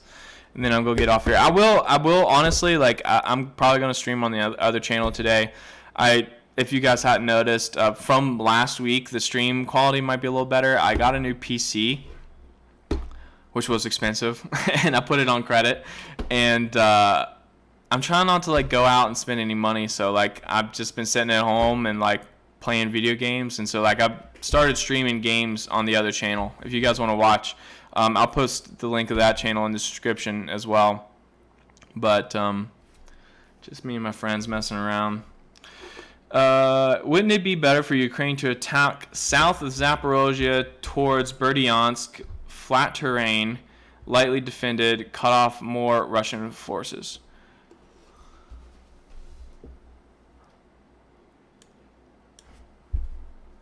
I'm sorry, I'm just trying to see where exactly you're talking about. South of Zaporozhye towards... Oh, wouldn't it be better for Ukraine to attack south of Zaporozhye towards Berdyansk? I mean, yeah, but they don't have the power to do that. I mean, honestly, like, that's the idea here is that if Ukraine, like, say, like, in the world where Ukraine has the support from the West to win this war, right? Like, if they have the equipment and everything they would need to win this war, this is the most vulnerable point for the Russians, and they would want to cut it off somehow. This was attempted, or allegedly attempted, in these Ukrainian offensives near Vuhledar, like last month, where they managed to capture basically like a notch of territory. The immediate goal was Volnovakha, and the long-term goal was probably Mariupol, like if it would have had out-of-the-park success. but it's not realistic. It's not going to happen. And even at this point, the British Ministry of Defense has come out and said that any offensives on the Ukrainians' part would be ill-advised, which is like basically saying that like any offensive will cost the Ukrainians more on the defensive than it will in gains on offensive. So like I guess what they're saying is like they would get significantly weaker from trying to conduct an offensive, which could jeopardize their defensive position at this point. It seems like all signs are pointing towards the Ukrainian army being extremely weak right now. That's just my assessment. It could be wrong, but all right, another one from Knock. RN1441. I'm not sure which one's actually your name. R.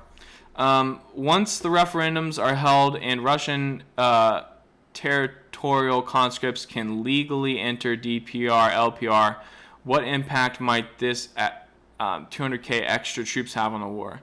That's actually an interesting point, because the way that the Russian law is working is the conscripts and stuff aren't allowed to be outside of Russia, right? So like if a referendum is held and the DPR, LPR, Zaporozhye, Kherson are annexed into Russia, then technically speaking, I guess Russian troops can, or Russian conscripts can move in to hold the front line and free up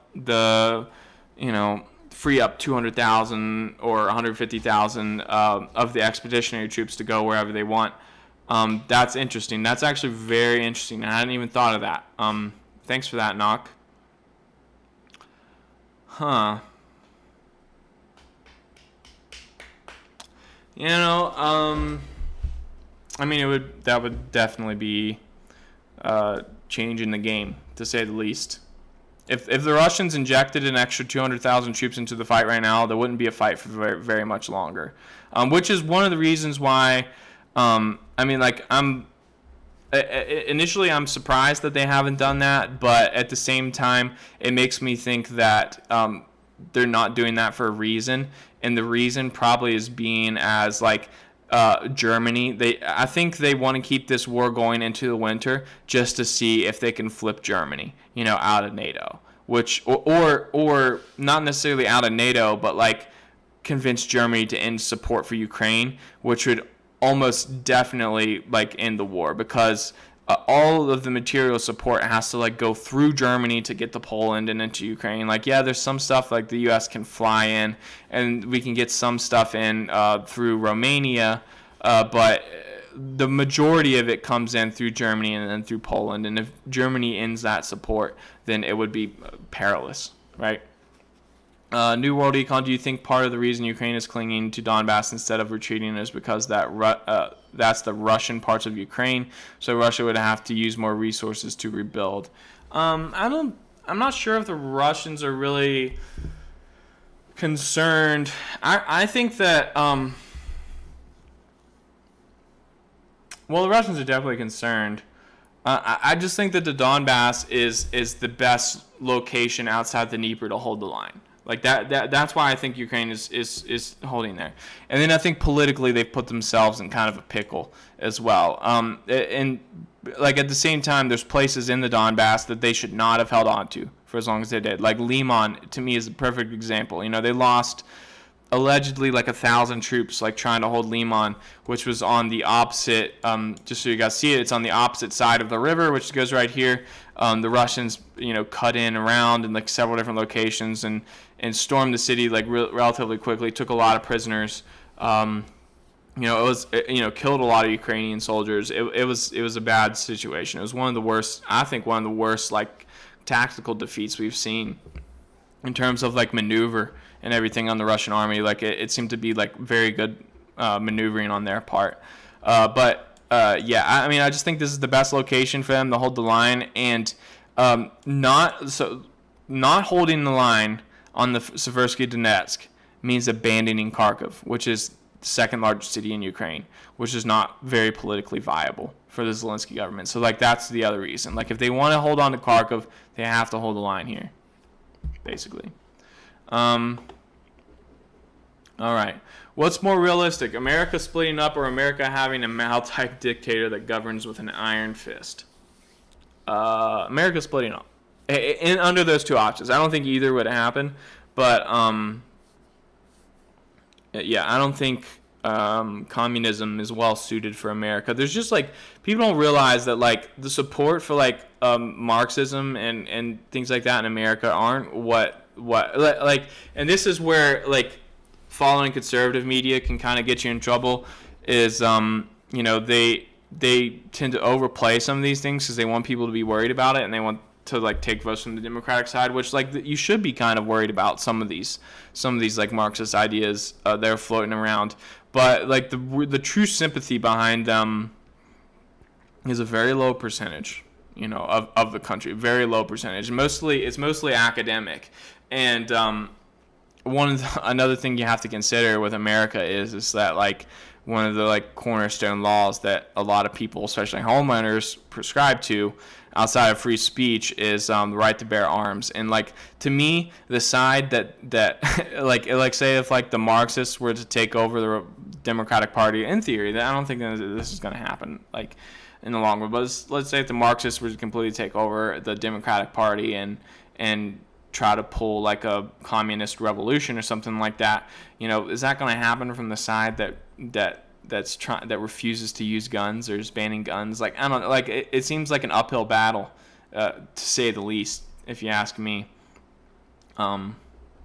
Yeah, I think America's going to be just fine. I mean, it's founded on literally it's founded on libertarian and ideas of liberty, you know, like self-freedoms, and there's a reason for that. Like geographically, like the country is just like set up in like such a way where like there's like so much autonomy from like one region to the next, and I think that's ultimately why eventually the American government will move in that direction. I think the the federal government is gained a lot of power that like a lot of people aren't comfortable with, and I think that eventually like there might be a huge political like back and forth and some like ugly nasty politics in the next few years, but I think it'll start to reverse. That's just my opinion and my hope. I think that the federal government might shrink, and it's really in terms of like federal government per capita, like the population, our federal government's actually not that big, which is the other thing. Like they probably have like more power than they do like per capita than you would want them to have. But even you see like the federal government to like enforce a lot of things ends up having to go to court like against like different various state governments. They have to go like sue them and go to court in order to like influence them to do like what they're telling them to do, which could take years. So it's really not that powerful if you think about it. Like say like if I don't know, if Texas was like we're gonna use the Texas National Guard to guard the southern border, and the federal government was like, no, you're not allowed, you know, like they would probably have to go to court for a couple of years to like undo that decision, right? Like, which is doesn't speak to me like a lot of federal power. What about a winter offensive? It's possible. This has been said both ways, and I don't really understand because like Russian army like historically has launched offensives in the winter, and they are better at it than whoever they've been fighting. But I don't know. It's different time. What is certain is the leaves will fall off the trees in the fall and the winter, and there won't be nearly as much cover in these forested areas for the Ukrainian side. So they might take advantage of that. Curious why you think Donbas and Dnipro are the only two realistic defense lines. Is it about geography or something else? Yeah, geographic boundaries is the main thing. So Donbas, thanks. That's a good question. Bears, BBB Bears, love bears. The Donbas is not mountainous but hilly terrain. So it's tough terrain, and good example of that, like we'll zoom in here on Gorlovka. You're seeing like a little bit of hilly terrain with some of these artificial mounds that have been created through industrialization through the years. And then just looking at this area Dakcha that we were talking about, hilly terrain, so like not as good as mountains, but like good defensively. And then in the northern part of the Donbass, it's dissected by a river. So you hold the line at the river. You, generally, if you want to get armor and things across rivers, like if with any kind of efficiency, you need a bridge or a pontoon bridge, which are choke points. So like that's good. Like if you want to stop them from crossing, you concentrate your forces on the choke point. You create like a death trap, right? Whereas like an open field that's hundreds of miles long, they can be coming across the field in any direction, right? So like this is the best defensive line. Now the Dnieper is really a really good river because it's much bigger, right? The Seversk Donetsk is not that formidable of a river, but it is outlined with a forest belt as well, which gives a lot of cover from like drones, aircraft, a little bit of cover from artillery. Like you can entrench yourself in forested areas pretty well, and it's definitely a defensive advantage. So yes, to answer your question, Bears, it's geography is why they're the two best defensive lines. They're not. I'm sure there's like other places where you can set up smaller defensive lines, but like those are the most extensive ones. Like they're the more obvious ones. What's the best stone-like town that you're talking about? I'm guessing you mean Jackson. To answer your question, I'm guessing you mean like stone structures in a town, like that make good cover from like artillery and stuff. Like virtually any town. Like I mean, like some towns. We'll just look at Krasnogorivka real quick. Like I mean, you have like houses and stuff, which some are made out of stone, some are made out of wood. They provide good cover, you know, especially like when you're getting into like these more residential like high rises and stuff. Like zooming in here. I don't know about you guys, but that looks like 7, 8, 9 story building right there. Just like these look like balconies to me, maybe, I don't know. But this is a stone building. Like this is a Soviet design, so like they tend to over-engineer everything. So like they or not like stone, but like concrete. Like you get what I'm saying. Like it provides a bit of like they almost like make artificial bunkers, right? Like so they provide a good bit of protection. They provide good firing points, good lookout points. They're difficult obstacles to overcome. So like that's the defensive line is virtually based around these built-up urban areas that there's a lot of places to hide and there's a lot of good cover, right? So we got a super chat. Mr. Black, thanks for that. $4.99. Latest intel: Ukraine low on ammo, will attempt to reclaim largest depot near Izium. Resources shifting from south now. So the depot's not. Well, I mean, it's kind of near Izium. I'll show you guys what he's talking about. It's in Balaklia, and it's this right here. This is one of the largest ammunition depots and bases like in Ukraine, and it was seized in the beginning days of the war, and the Russians are almost certainly like stripping it like and like using all the ammo out of there for their own uses. So and like who knows like what kind of equipment was in there as well as like as far as like tanks and helicopters and stuff. They probably got a lot, honestly, out of it. Zoom in. Maybe there's like some stuff that you can kind of visually see. But yeah, it was just like basically like a big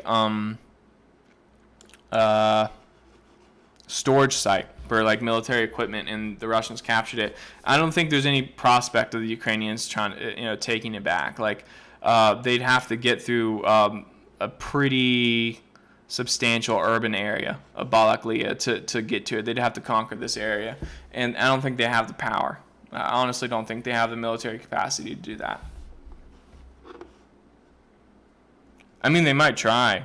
Mr. Black, you could be very right about that. They very well might try, but...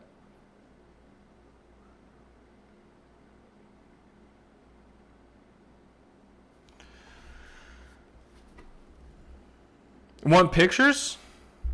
Yeah. Do you follow the Telegram?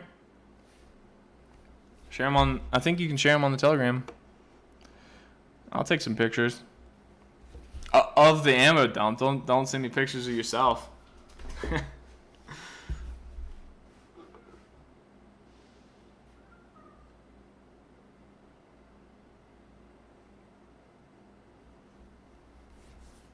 Which country do you see gaining the most from this conflict, and which one is losing the most apart from Ukraine? Losing the most, Germany, apart from Ukraine. Well, I mean, actually, it's like tough. It's tough because Poland and the other Baltic states are losing quite a bit as well. But the thing is, like, they have strategic interests in being in opposing Russia, right? Like, just like how Russia has strategic interests in Ukraine, Latvia, Lithuania, Estonia have strategic interests in opposing Russia because they're kind of like next on the list, right? Which you could debate all you want, but they definitely are. Like, the Baltic coast is vital strategic interest to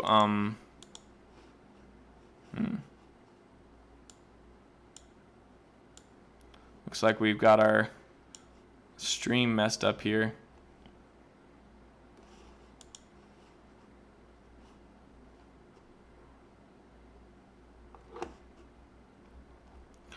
All right, I'm not sure how to fix that, but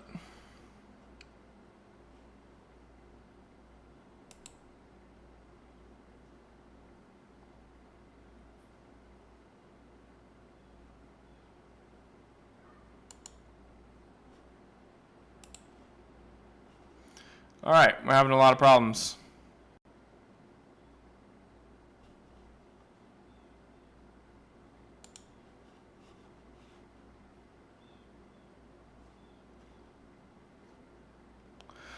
Well, looks like I'm going to have to fix my OBS studio, but all right, I'll go ahead and finish these questions, and we're going to call the stream. We're at an hour and 45 minutes.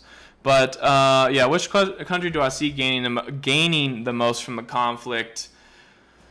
It's tough. I mean, obviously, if Russia is successful and, like, they can manage to, like, annex, like, large parts of Ukraine, like, they will gain the most, I think. And then, arguably, the U.S. has a lot to gain just based on, like, learning. Well, both countries have a lot to gain from this in terms of, like, military attaches and learning a lot about combined arms warfare that the U.S. is, like, sorely lacking on. Like, they're definitely studying, like, what's going on in Ukraine and what's successful and what's not. So I think the U.S. has a lot to gain in that aspect, and I think that Russia certainly has a lot to gain. Definitely a lot more to gain. Actually, guys, I think I could fix this. Hold on.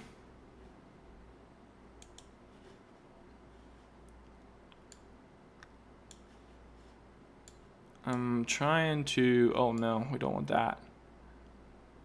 Oh, we got another super chat. Thanks for that super chat. My understanding is that Dugin isn't that popular inside Russia, and his books are not used in the military academy. RWA podcast is good on this issue. I agree that is...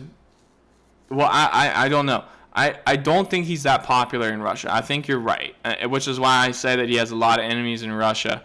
But in terms of his books not being used in military academy, I'm not sure. Like, it seems to be like that to me. Like, that's like a universal idea or thought or opinion that they are, or maybe at one point they were and they're not anymore. Who really knows? I'm going to try to fix this display.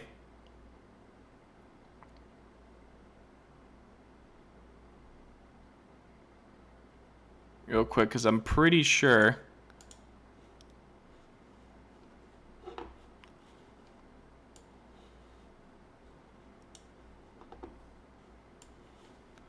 Oh, yeah, there we go. Now I just have the... I have everything backwards, but that's all right.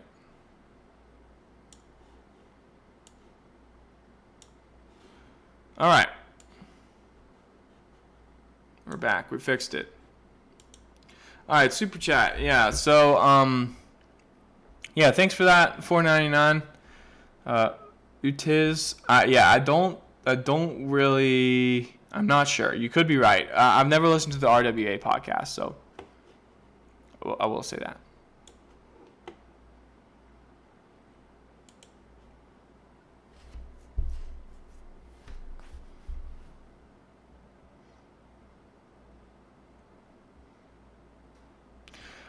Do I think that U.S. support for Ukraine led to this war, or do I think Russia was always going to invade? That's actually, like, the biggest question, and let me explain it this way.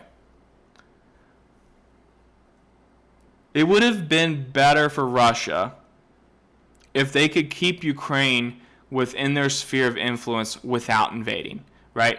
Like if they could have treated Ukraine in the same way that they treat Kazakhstan and Armenia and Belarus and like all these other like, you know, sovereign countries that are around Russia, if they could have like kept them, if they could have kept Ukraine within their orbit, they wouldn't have had any reason to invade Ukraine, and they wouldn't have had a casus belli, right? Like there would have been no reason. Like the population would not have supported it. It would have looked like a blatant expansionist move. However, it's arguable that like Russia would have always been kind of like uneasy about regions like Crimea and Donbas being under Ukrainian control and not their control, right? Or really everything east of the Dnieper. So, I think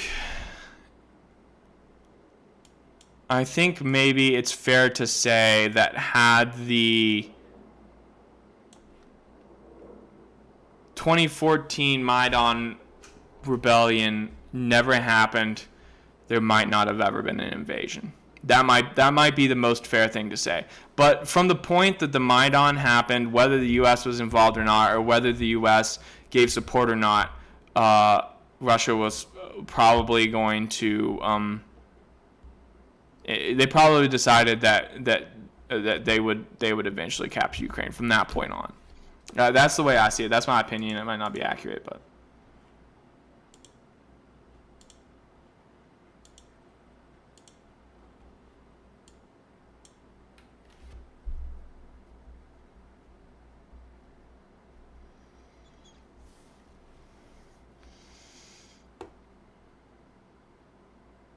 Could be too many tasks and processors. Should be okay. I got like the best. I got like the best computer out there. I was like, if I'm gonna, you know, take out credit to buy a PC, I'm gonna get the best one. So I don't think I need any upgrades.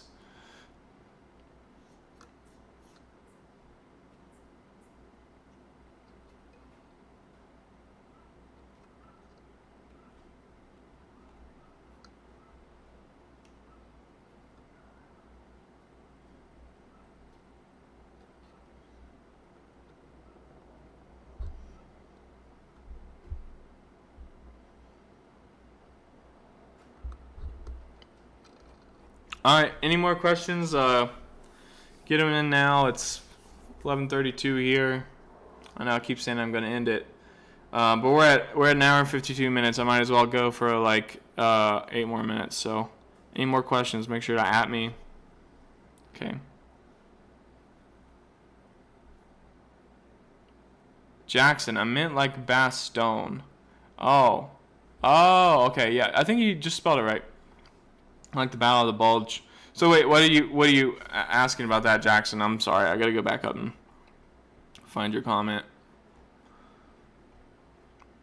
I can't see your comment. It's disappeared from me now. Mr. Black, thanks for that $4.99 again. You forgot Masimov and what he told Putin. Follow the yellow brick road. COVID, the war was 77 years and quietly ended by Kuchma.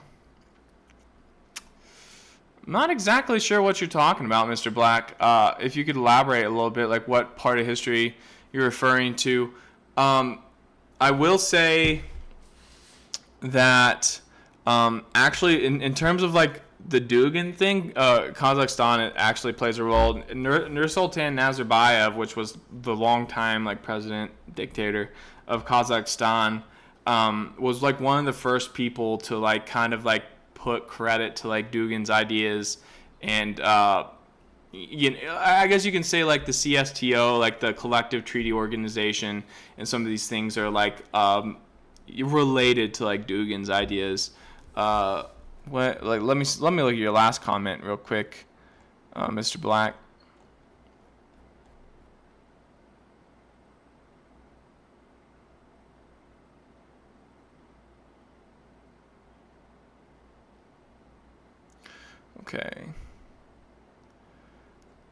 Do you think the Russians will try to take Kyiv again? I don't know. Maybe. Maybe it's a possibility. I wouldn't rule it out. That's for sure. New World Econ, how much of Ukraine do you see Russia take over? I know it depends a lot on how events unfold, but what would they rather take over, the whole Ukraine or just beneficial oblasts? I honestly think that the preference would be the entire thing. But bare minimum, I don't see Ukraine east of the Dnieper existing at all. I think it's all going to be Russian. Just because, like we said, geography, strategic, geographic boundaries, it just makes a lot more sense. I mean, honestly, the Russians at this point, with what they've sacrificed and put into it, they'd be kind of dumb not to try to take everything east of the Dnieper, like Kharkiv and stuff. Like it would probably result in the demise of Putin if there wasn't like significant territorial gains. Like the people would not, they would look at it like, why did we fight this war for Kherson and southern Zaporozhye and then Lugansk? They're gonna want. I think the people are gonna want more. I'm looking for responses from Mr. Black and Jackson. Like if you're still there, just elaborate on what you meant so I can answer your questions. Johnny Bravo, do you think the U.S. is ready to fight a global conflict in two different theaters at the same time? No. But I don't think if a global conflict breaks out, it won't be two different theaters. It'll be at least three. Because you're forgetting about the Persian Gulf. You think Russia's rebuilding up a new army for a new major offensive? There is some suggestions that Russia is raising up significant volunteer forces that unlike the Ukrainian side or like maybe even the Donbas militia side, they're actually like putting quite a bit of effort into training them to be like real soldiers. There's like a call for every oblast in Russia to form a volunteer brigade, which I think is very possible. Like I don't think there's an oblast in Russia that'll have trouble finding 4,500 volunteers, which is like around the strength of a brigade. There's not that many people in these areas that have millions of people, and like we've talked before, like there's like in the cities, in the urban areas, you have 60% support for the war. So imagine in the countryside. But I mean, there is some statements that have been made that Russia is raising those forces and could deploy them in some kind of new offensive. It's definitely possible. I mean, eventually, like if the Ukrainian army is like on the verge of collapse, like you would imagine that like they would want to try to like put some extreme pressure on Ukraine in like one or maybe even two places that they haven't attacked yet before. So like maybe along the Zaporozhye line, real quick to show, like this is like from Kamyanske to Velika Novosilko. Haven't seen a lot of activity on this line, which really surprises me. So this could be one of the next places where they attempt to put pressure.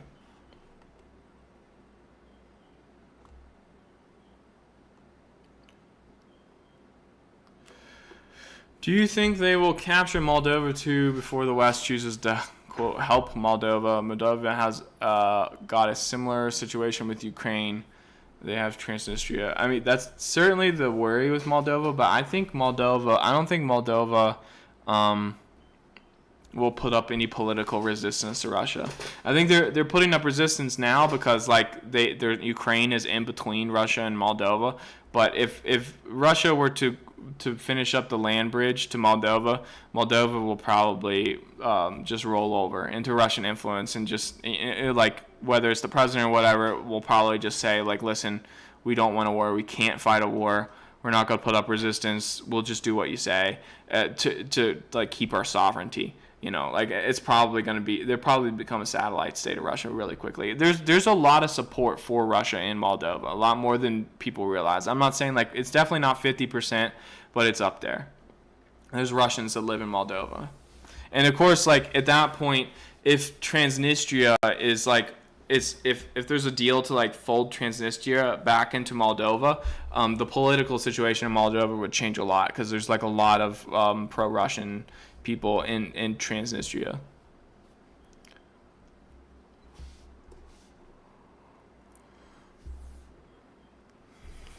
All right, this is the last one.